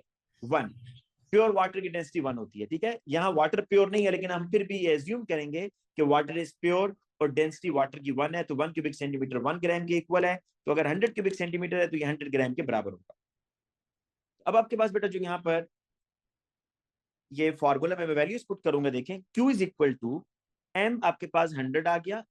स्पेसिफिक हीट कैपेसिटी की जो वैल्यू है ना, एग्जामिनर ने आपको दी होगी 4.18 या 4.2, आपको याद करने की जरूरत नहीं है। 4.18 delta T change in temperature. बेटा चेंज इन टेम्परेचर पता है कैसे निकालोगे? T2 माइनस T1 करोगे हमेशा। T2 final temperature 27.8, T1 initial temperature 21.3। अब आपका जो डेल्टा टी आ रहा है ये प्लस में आएगा माइनस में आएगा, ये बताओ। प्लस। जी बेटा प्लस में आएगा।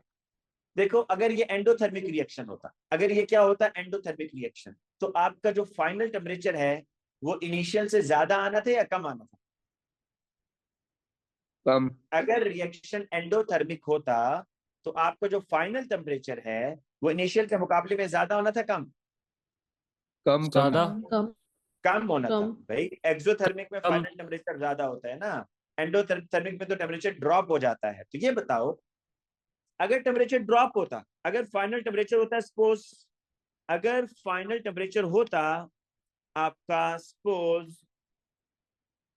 19.3 डिग्री, तो फिर आप T2 माइनस T1 करते तो आपका डेल्टा टी का क्या आंसर आना था? जी बेटा अगर फाइनल टेम्परेचर 19.3 होता और अब आप T2 माइनस T1 करते तो आपका डेल्टा टी क्या आना था? -2 नेगेटिव -2 आना था। शाबाश, -2। और जब आपने बेटा उस -2 की वैल्यू को इस फॉर्मूला में पुट करना था तो ये Q का आंसर माइनस में आना था या प्लस में आना था? ये बातें जरा मुझे बताओ ना, एक मिनट। माइनस में। माइनस में आना था। और फिर आपने बेटा जब उस माइनस वाली वैल्यू को इसमें पुट करना था -Q/N में, तो आपका डेल्टा H ऑटोमेटिकली किस में आ जाना था? फिर पॉजिटिव में आ जाना था। तो इस फॉर्मूले का फायदा समझ आया कि आपको साइन के साथ खेलने की जरूरत नहीं है। साइन ऑटोमेटिकली अगर एंडोथर्मिक होगा तो पॉजिटिव में आएगा, एक्सोथर्मिक होगा तो नेगेटिव में आएगा, ठीक है। तो इसलिए बेटा अब आप इस तरह करो कि यहाँ पर वैल्यूज पुट करो। पहले ये आपके पास चेंज इन टेम्परेचर कितना आ रहा है जी? Change in temperature T2 minus T1 ये आ जाएगा आपके पास 6.5 डिग्री। जी आपने किया हुआ है 6.5। अच्छा ये केल्विन में लेके जाने की जरूरत नहीं है क्योंकि डिफरेंस सेम होता है, चाहे केल्विन में निकालो या सेल्सियस में, डिफरेंस हमेशा सेम रहता है। तो Q आपके पास क्या आ जाएगा?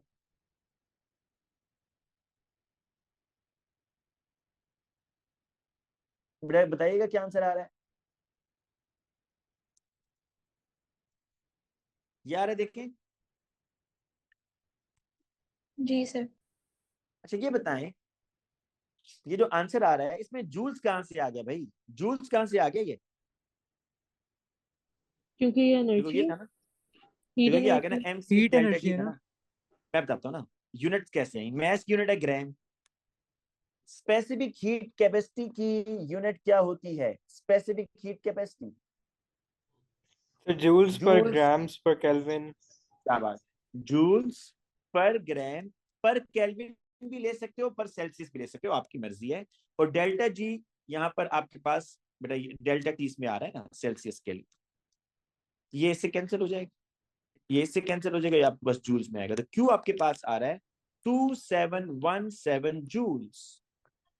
बेटा क्यू जो है ना जी,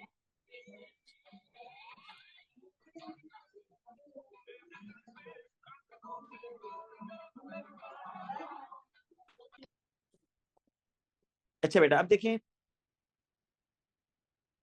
अब आपने निकालना है डेल्टा एच।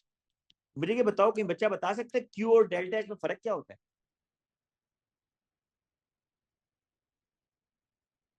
बेटा क्यू जो है ना ये आपको बता रहा होता है कि हीट एनर्जी कितनी रिलीज हुई है, एब्जॉर्ब हुई। डेल्टा एच बता रहा होता है कि एक मोल ने कितनी एनर्जी रिलीज की। डेल्टा एच क्या बता रहा होता है? एक मोल स्पेसिफाई कर रहा है रिएक्टेंट को कि अगर आप एक मोल रिएक्टेंट्स को मिक्स करेंगे तो फिर कितनी एनर्जी रिलीज हो रही है, ठीक है ना। और डेल्टा एच को आप किलो जूल्स में लेते हैं, क्यू को जूल्स में लेते हैं। और याद रखिएगा बेटा, अक्सर बच्चे बहुत परेशान होते हैं कि जो कैलोरी मीटर है ये क्या होता है। भाई ये जो मैंने अपरेटस बनाया है this is calorimeter, calories से निकला है। कैलोरी आपको पता है ना, एनर्जी की जो पुरानी यूनिट है वो कैलोरी होती थी, कैलोरीज। अब भी आप देखते हैं कि जितना फूड आइटम होता है उसमें जो एनर्जी है वो कैलोरीज में होती है। तो ये जो मीटर है थर्मोमीटर, ये कैलोरीज मेजर कर रहा है ना, तो इसी को कैलोरी मीटर कहते हैं। लेकिन बेटा इस अपरेटस में एक मसला है, मसला ये है कि ऊपर से ओपन है तो सारी हीट ऊपर से लॉस हो जाएगी, साइड से हीट लॉस हो जाएगी। तो इसलिए बेस्ट ये होता है कि आप कोई अच्छा इंसुलेटर यूज करें, ठीक है। स्टायरीन, जो स्टायरीन होता है ना व्हाइट कलर का फोम, वो यूज करें ताकि हीट लॉस ना हो। ऊपर आप लिड लगाएं, लिड लगाने से भी हीट लॉस मिनिमम हो जाती है, ठीक है बेटा। तो अब आपने डेल्टा एच पर आना है। डेल्टा एच की जो वैल्यू है वो है, इसका जो फॉर्मूला है माइनस क्यू ओवर एन। बेटा एन पता है क्या है? N is the number of moles of limiting reactant, number of moles of limiting reactant, ये number of moles of limiting reactant है। पर देखो अब आप दोनों रिएक्टेंट्स को देखो, HCl और NaOH। HCl और NaOH में कोई भी लिमिटिंग रिएक्टेंट नहीं है भाई, क्योंकि दोनों का सेम वॉल्यूम और सेम कंसंट्रेशन है, 1:1 रेशियो। तो आप जिस मर्जी के मोल ले लो। अदरवाइज आपको पता है क्या करना था? दोनों के मोल निकालने थे, ठीक है। आप दोनों के मोल निकाल लो। पर इसकी तरह मोल निकालेगा कोई बच्चा? HCl के वॉल्यूम भी गिवन है, कंसंट्रेशन भी गिवन है, इसको मल्टीप्लाई करे, डिवाइड बाय 1000 कर दो। 50 टाइम्स 1 डिवाइडेड बाय 1000 क्या आ रहा है जी आंसर?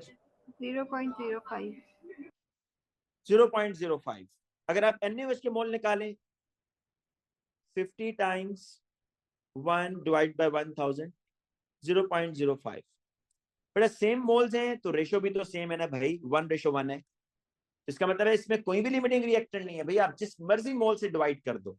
लेकिन अगर इसमें कोई एक लिमिटिंग रिएक्टेंट होता है, लिमिटिंग रिएक्टेंट मीन जिसके कम मोल्स होते, जिस तरह देखो ना अभी तो अगर यहाँ NaOH के मोल हैं 0.05, मैं एज्यूम करता हूं कि HCl के मोल 0.05 नहीं थे, HCl के मोल हैं जी, सपोज करते हैं 0.03। तो फिर मैंने 0.03 से डिवाइड करना था, जो लिमिटिंग रिएक्टेंट होता है उससे आपने डिवाइड करना होता है। लेकिन इस केस में फिलहाल कोई लिमिटिंग रिएक्टेंट नहीं है, तो लिहाजा आप इसको 0.05 से डिवाइड करो, डेल्टा एच। अच्छा एक और काम कर लो, इसको यहीं पर डिवाइड पे 1000 कर लो ताकि आपका आंसर किलो जूल्स में आ जाए। 2.717 किलो जूल्स। अब बेटा आप इसको यहां पुट करोगे माइनस क्यू ओवर एन में, तो delta H is equal to minus 2.717 divided by N 0.05 करेंगे जी डिवाइड, क्या आंसर आ रहा है? -54.34। माइनस 54.340 किलो जूल्स पर मोल। देखो मेरी एक बात सुन लो, बड़ा आसान है। क्यू हमेशा वो जूल्स में देगा और delta H kilo joules per मोल है, तो आपको खुद समझ आ जाना चाहिए भाई, एक तो डिवाइड बाय 1000 करना है, क्यू की जो वैल्यू आएगी डिवाइड बाय 1000, और पर मोल के लिए मैंने जो लिमिटिंग रिएक्टेंट के मोल होंगे उससे डिवाइड करना होगा, तो आपके पास आंसर आ जाएगा, ठीक है। इसी तरह बेटा कंबस्शन, जी बेटा सर देखिए इधर तो 1:1 में वो रिएक्ट कर रहे हैं, तो अगर 2:1 में फॉर एग्जांपल रिएक्ट करते हैं और कोई भी लिमिटिंग रिएक्टेंट नहीं है, तो फिर क्या करेंगे? आपने क्वेश्चन पूछा ना, ये आया हुआ है पास पेपर में, वाटर के मोल से डिवाइड करना है बेटा। क्योंकि देखो कल की क्लास में मैंने ये डिस्कस किया था ना कि ये आ रहा है ना आपके पास भी, बिल्कुल क्वेश्चन पूछा हुआ है उसने, ये आ रहा है ना इस तरह, इस तरीके से आ रहा है। Yes sir. आपके पास सल्फ्यूरिक एसिड के 2 H आयन आ रहे हैं, OH के भी 2 H आयन आ रहे हैं। तो असल में ये जो एनर्जी रिलीज हो रही है ये किस वजह से हो रही है, ये किस वजह से एनर्जी रिलीज हो रही है? सो वाटर फॉर्म हो रहा है। वाटर फॉर्म हो रहा है, और इसके जो बॉन्ड फॉर्मेशन हो रहे हैं इस वजह से एनर्जी रिलीज हो रही है ना। तो अब वाटर के मोल्स यहाँ पर डिसाइड करेंगे कि वाटर के कितने मोल, जिस तरह मैंने आपसे कल कहा था कि delta H naught of neutralisation जो होता है ना, उसके लिए जो वैल्यूज आ रही होती है वो -57.4 इस तरह समथिंग होती है। अगर 1 मोल वाटर, अगर 2 मोल वाटर है तो आप इसको 2 से डिवाइड कर देंगे। तो आपने बिल्कुल ये देखना होगा कि वाटर के कितने मोल बन रहे हैं। देखो H2SO4 है और ये HCl है। आपने कहा ना H2SO4 के मोल है 0.05 और HCl NaOH के मोल हैं जी 0.1। अब देखो होगा ये कि H2SO4 जब आयोनाइज होगा ना तो ये 2 H आयन बनाएगा ना, है ना। Yes sir. तो इसको आप टाइम्स 2 कर दो 0.05 को, 0.05 टाइम्स 2 कर दो, क्या आ जाएगा? 0.1 आ जाएगा। 0.1 अब mole. Yes sir. NaOH, yes, तो अब NaOH जो होगा इसके तो बेटा सेम मोल्स बनेंगे, 2 NaOH 2 OH बनाएगा तो 0.1 है तो 0.1 ही बनेंगे, और वहां पर वाटर बनेगा आपके पास 0.1, तो आप 0.1 से डिवाइड करोगे। जो ये फॉर्मूला होगा ना -Q/N, तो N यहाँ पर बस वाटर के जितने मोल्स बन रहे हैं उससे आप डिवाइड कर दोगे, ठीक है। Okay sir, thank you. अच्छा, मैं देखता हूँ बेटा इस तरह का एक क्वेश्चन है, कल लास्ट में ये सॉल्व करूंगा, ये इंपॉर्टेंट क्वेश्चन है और मेरा ख्याल है कि ये भी रिसेंट किसी पेपर में आया हुआ है जिसमें 2 डिफरेंट मोल्स उसने यूज किए हुए हैं, स्टेटमेंट मेरे ज़हन में नहीं है। अच्छा बेटा अब आगे चलते हैं, कंबस्शन एनालिसिस भी है, कंबस्शन एनालिसिस। कंबस्शन एनालिसिस में कैसे करेंगे ये जरा देखें। कंबस्शन एनालिसिस,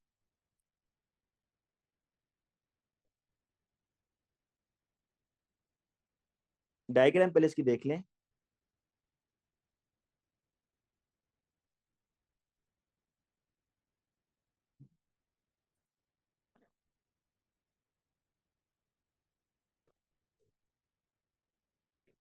ये जी आपके पास वाटर है, सपोज करते हैं ये वाटर है 100 ग्राम्स, ये आपके पास ये फ्यूल है एक, ठीक है, और ये फ्यूल है अल्कोहल, अल्कोहल है, और इसका मैस है, हम एज्यूम कर लेते हैं जी 86.27 ग्राम्स, ठीक है। और वाटर का जो अभी इनिशियल टेम्परेचर है, वाटर का जो भी इनिशियल टेम्परेचर आ रहा है वो है 30.9 डिग्री। अब बेटा जरा डाटा में साइड पे लिखता हूँ क्योंकि डाटा बहुत इंपॉर्टेंट है इसमें। इनिशियल टेम्परेचर वो आ रहा है जी 30.9 डिग्री। आपने ना वाटर को हीट किया भाई इस फ्यूल को बर्न करके, तो जो फाइनल टेम्परेचर रिकॉर्ड किया गया है वो आ रहा है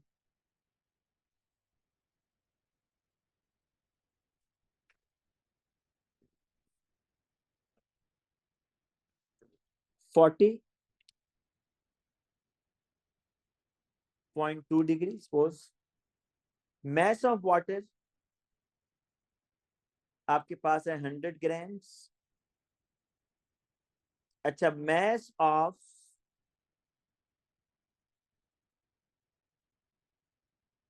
फ्यूल बर्न, बड़ा जितना फ्यूल बर्न हुआ है वो लिख रहा हूं, ठीक है।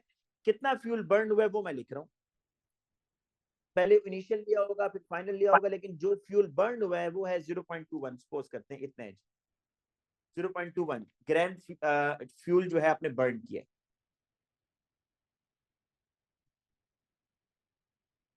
ठीक है।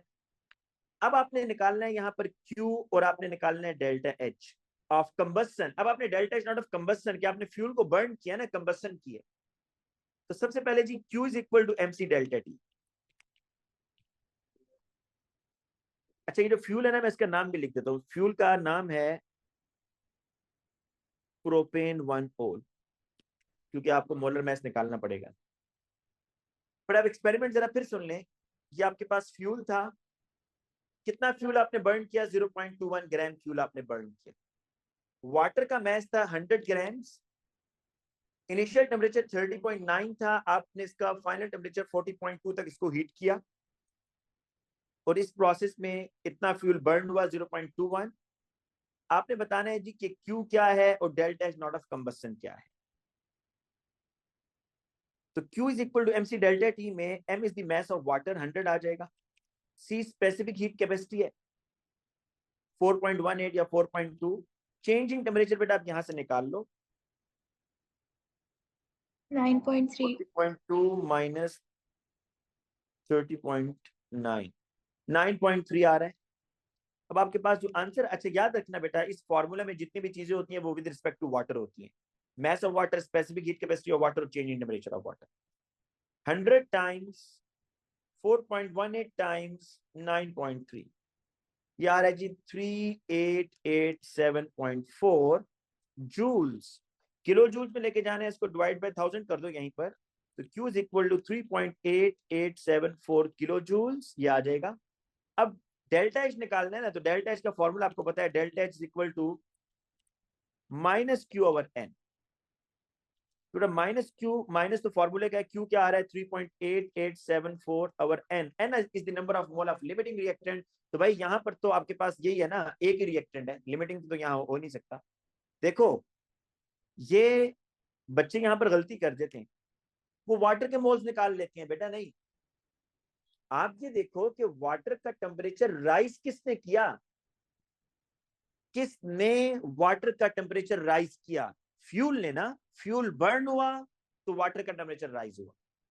तो अब आप ये देखोगे कि अगर ये 1 मोल प्रोपानोल बर्न होता है तो फिर कितनी एनर्जी रिलीज होती है। तो आप इसको रेशियो से भी कर सकते हो। वैसे तो प्रोपानोल का फॉर्मूला पहले देख लो, CH3 CH2 CH2OH। इसके जरा मोल निकालो ना बेटा, मोल। मैस कितना बर्न हुआ जी 0.21। और इस प्रोपानोल का कोई बच्चा MR निकाल ले भाई। 3 कार्बन है, 3 to 5 6 7 8 हाइड्रोजन हैं और 1 ऑक्सीजन है। बेटा MR क्या होगा इसका? 60 60 से जरा डिवाइड कर दे 0.21 को।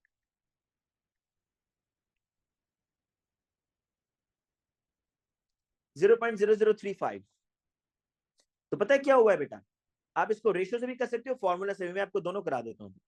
आप ये कहोगे कि 0.0035 मोल्स प्रोपानोल के जब बर्न हुए ना, जब इतने मोल बर्न हुए,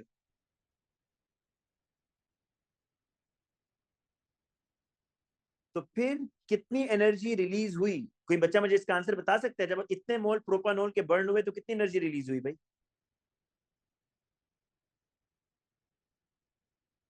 जी बेटा,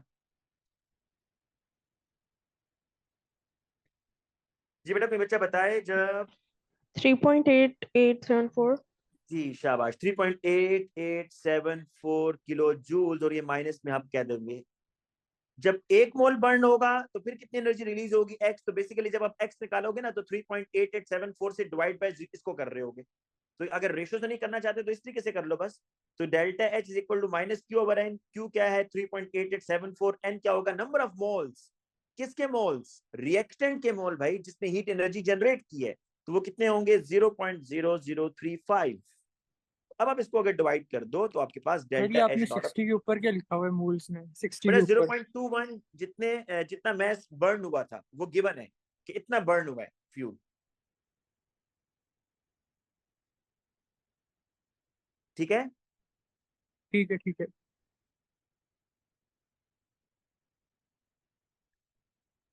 बड़ा ये क्या आ रहा है आपके पास -1110.68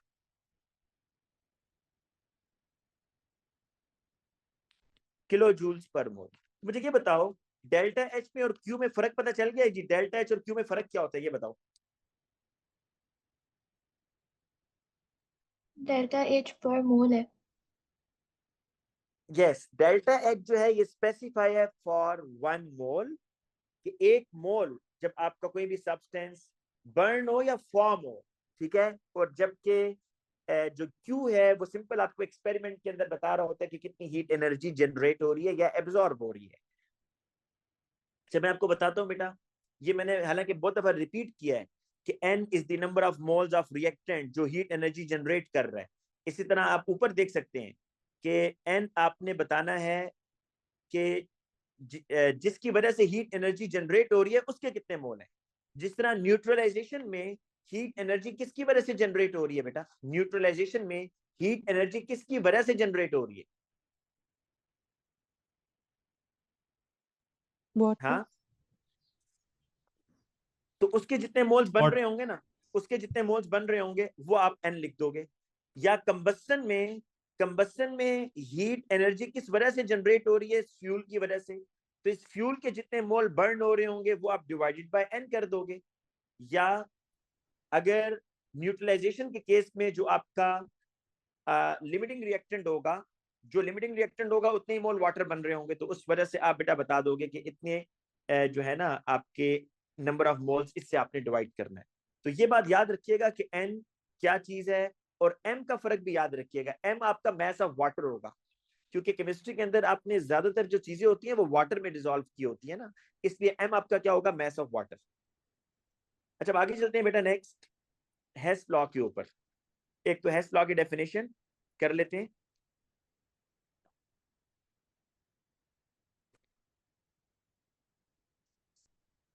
सर न्यूट्रलाइजेशन में हम उसके मोल्स लेंगे जो लिमिटिंग रिएक्टेंट होता है, और कंबशन में जो हीट जनरेट कर रहा है उसके मोल्स लेंगे। हाँ, अब देखो इस तरह है ना कि HCl plus NaOH, it gives NaCl plus water। यहां पर मैंने एक बात तो ये है कि एक तो आप इसको देख सकते हो कि लिमिटिंग रिएक्टेंट के मोल्स, क्योंकि जो लिमिटिंग रिएक्टेंट के मोल्स होंगे वही मोल्स ऑफ वाटर भी होंगे, ठीक है, वही मोल्स ऑफ वाटर भी होंगे। वैसे बेस्ट ये है कि वाटर को ही देख लो तो अच्छा है कि वाटर के कितने मोल बन रहे हैं। जो लिमिटिंग रिएक्टेंट होगा वही डिसाइड कर रहा होगा ना कि वाटर कितने बन रहे हैं। तो बेस्ट ये है कि आप फिर इन दोनों रिएक्टेंट्स को ना देखो, आप देखो वाटर के मोल्स कितने जनरेट हो रहे हैं। जितने मोल वाटर के जनरेट हो रहे हैं बस उससे डिवाइड कर दो, ठीक है, जितने मोल वाटर के बन रहे हैं उससे आप डिवाइड कर दो। दूसरा, जो आपने कंबस्शन की बात की है वो बिल्कुल ठीक है कि आपने उस फ्यूल को देखना है जो हीट एनर्जी जनरेट कर रहा है, जो हीट एनर्जी जनरेट कर रहा है उसके मोल्स देखेंगे। अगर कंबस्शन का एक्सपेरिमेंट है तो उसके मोल से आप Q को डिवाइड करोगे फॉर डेल्टा H। अब बेटा हेस लॉ की डेफिनेशन देखें। It states that total enthalpy changes in a chemical reaction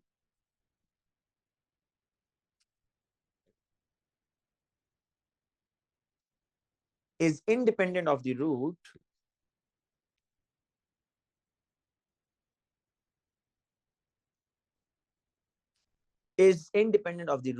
by which chemical reaction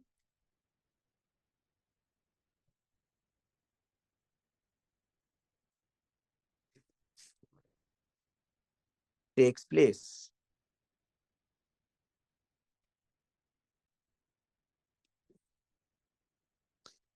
As long as the initial and final condition are same.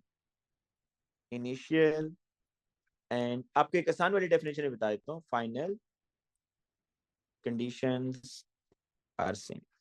बेटा एक और definition भी सुन लें। Energy change is independent of the route provided that initial, अच्छा ये तो वही होगी ना, provided that initial and final condition are same। अच्छा, एक और डेफिनेशन इसकी आप ये बना सकते हैं कि total energy change remain same whether you perform a chemical reaction in a single step और a multiple step provided that initial and final condition are same. सबका मतलब क्या है कि आप भाई एक रिएक्शन जो है ना वो सिंगल स्टेप में कर रहे हैं। जिस तरह मैं बच्चों को एग्जांपल इसमें ये देता हूँ, कार्बन प्लस ऑक्सीजन, आप कार्बन डाइऑक्साइड बनाते हो, इतनी एनर्जी रिलीज होती है -393 किलो जूल्स पर मोल। और अगर आप यही बेटा एक्सपेरिमेंट आप मल्टीपल स्टेप में, मतलब इस तरीके से करो, carbon monoxide plus oxygen it gives carbon dioxide, 2 step में किया ना। तो एक रिएक्शन है आपने सिंगल स्टेप में किया, वही रिएक्शन आप मल्टीपल स्टेप में कर रहे हो, तो overall energy change remain same, overall energy change same रहेगा। दूसरी कंडीशन ये लिखिए, provided that initial and final condition are same. Initial and final condition देखो, दोनों रिएक्शन में इनिशियल क्या था, कार्बन से स्टार्ट हो रहा था, फाइनल क्या है, कार्बन डाइऑक्साइड पे एंड हो रहा है। तो दोनों के अगर रिएक्टेंट और प्रोडक्ट सेम है at the end of reaction, तो overall energy change will remain same. अच्छा बेटा, हेस साइकिल को हम अप्लाई जब करेंगे और डिफरेंट टाइप्स के क्वेश्चन करेंगे, तो हमें हेस साइकिल ड्रॉ करनी होगी। हेस साइकिल में आपको एक ट्राइंगल बनानी होगी और उसमें 2 तरह की साइकिल्स आपको ड्रॉ करनी आनी चाहिए। देखो, समटाइम इफ डेल्टा, मैंने कल जो आपको पास पेपर की क्लास हुई थी उसमें भी एक क्वेश्चन आया हुआ था, वहां भी रिपीट किया था, दोबारा सुन लें। If delta is not a formation is given in the data, अगर बेटा delta is not a formation given है ना डाटा में, तो फिर आपकी इक्वेशन ऐसे बनेगी, रिएक्टेंट्स प्रोडक्ट्स, इसकी डेल्टा एज आपने फाइंड आउट करनी है, delta is not a reaction. अगर ये देखिए, ये तो एंथैल्पी चेंज फाइंड आउट करनी है ना, ये तो आपने इक्वेशन लिख दी है। अगर बेटा उसने आपको फॉर्मेशन दिया हुआ है, क्वेश्चन में फॉर्मेशन गिवन है, तो ये जो नीचे बॉक्स में बनाने जा रहा हूं ना एक, यहां पर आप एलिमेंट्स लिखो, एलिमेंट्स, और एरोज अपवर्ड कर दो सारे ऐसे, बस ये ट्राइंगल बनेगी, ये है साइकिल बनेगी। If delta is not a formation is given, तो इस तरह की ट्राइंगल बनेगी। अभी आपको एग्जांपल्स भी कराऊंगा, लेकिन एक दफा देख लें कि आपने कैसे है साइकिल ड्रॉ करनी है।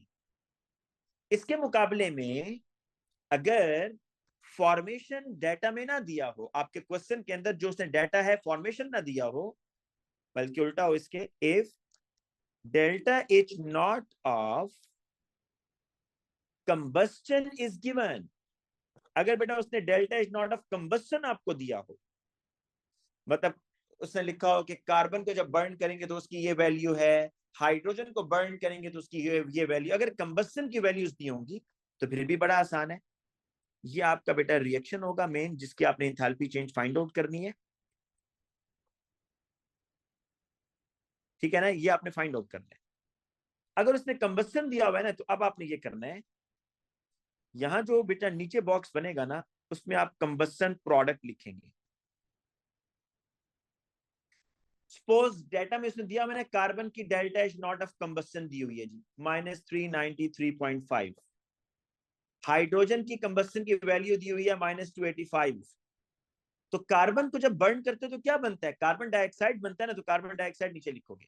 हाइड्रोजन को जब बर्न करते हो क्या बनता है, वाटर बनता है ना, तो वाटर नीचे लिखोगे। तो ये कंबस्टन प्रोडक्ट नीचे लिखोगे और एरोज डाउनवर्ड होंगे भाई, इसमें एरोज क्या होंगे, डाउनवर्ड होंगे। तो ये 2 है साइकिल है जो आपको आनी चाहिए बेटा। एक में मैंने आपको बताया कि फॉर्मेशन गिवन होगा तो एलिमेंट्स नीचे, एरोज ऊपर, और अगर कंबस्टन गिवन होगा तो नीचे वाले बॉक्स में कंबस्टन प्रोडक्ट और दोनों एरोज डाउनवर्ड आएंगे। अब आते हैं हम इनके रूट्स कैसे फाइंड आउट करते हैं बेटा। अगर आप फर्स्ट साइकिल को देखो, इसके बेटा 3 कॉर्नर्स है ना, लेकिन जो स्टार्टिंग पॉइंट है वो ये एलिमेंट वाला। सर इसमें डेल्टा एच ऑफ न्यूट्रलाइजेशन की या फिर रिएक्शन की तो नहीं आती ना, ये सिर्फ ये फॉर्मेशन और आ सकती कंबशन है, की क्यों आती नहीं है, आ सकती बेटा, आ सकती है, न्यूट्रलाइजेशन की भी आ सकती है बिल्कुल। तो उसमें कैसे करेंगे? उसमें बेटा आपको बात दफा ना मिक्स होती है, कुछ न्यूट्रलाइजेशन की दिया होती है और बीच में 1-2 एंथैल्पीज उसने डिफरेंट दी होती है, तो उसका कोई रूल नहीं है, उसमें आप सोचेंगे तो फिर आप अपने आंसर तक पहुंचेंगे। लेकिन ये तो बिल्कुल सीधी सीधी थी जो मैंने आपको फिक्स बता दी है कि इसमें तो ऐसे करना है। बात दफा ये होता है कि कंबस्टन और फॉर्मेशन उसने दोनों गिवन डाटा में दिए होते हैं, तो उसके लिए आपको थोड़ा सा सोचना पड़ता है उस टाइम कि मैं क्या चीज नीचे रखूं, एरोस की डायरेक्शन किधर ड्रॉ करूं। जो आप कह रहे हो ना न्यूट्रलाइजेशन, वो भी आपको दिखा देता हूँ बेटा। पास पेपर में मेरे पास जो पहला क्वेश्चन है वो न्यूट्रलाइजेशन का ही है, तो वो भी आपको चेक करवा देता हूँ कि उसमें क्या करना है। लेकिन पहले ये देख लो कि यहाँ पर स्टार्टिंग पॉइंट आप पहले ढूंढ लोगे, ये नीचे बेटा आपका स्टार्टिंग पॉइंट है, ये और फाइनल पॉइंट का मतलब है कि तमाम एरोस की डायरेक्शन किस साइड पर है, ये आपका फाइनल है। ये स्टार्टिंग है। स्टार्टिंग मीन जहां से एरो स्टार्ट हो रहे हैं, जिस कॉर्नर से तमाम एरोस निकल रहे हैं, और फाइनल मीन जिस कॉर्नर पर तमाम एरोस जा रहे हैं। तो अब आपका एक रूट बेटा ये बन जाएगा और एक रूट ये बन जाएगा, ये ऐसे हो जाएगा। फर्स्ट रूट, ये आपका सेकंड रूट। अच्छा, इसी तरीके से यहां पर देखें दो रूट कैसे बनेंगे। यहां पर भी दो रूट आपने बनाने। यहां पर भी आप सोचेंगे कि आपके पास ऐसा कॉर्नर कौन सा है जहां से तमाम एरोस निकल रहे हैं। ये है जी, जो मैं ग्रीन कलर से मार्क कर रहा हूं, ये मैं ग्रीन कलर से मार्क कर रहा हूं, ये आपका स्टार्टिंग पॉइंट है। यहां से तमाम एरोस निकल रहे हैं, दिस इज स्टार्टिंग। और फाइनल बेटा ये नीचे होगा, जो मैं येलो कलर से मार्क कर रहा हूं, ये फाइनल है। इस बॉक्स की तरफ तमाम एरोस आ रहे हैं, ये फाइनल होगा। तो यहां देखें, ये आपका ऐसे होगा, दिस इज रूट नंबर 1 और ये रूट नंबर 2।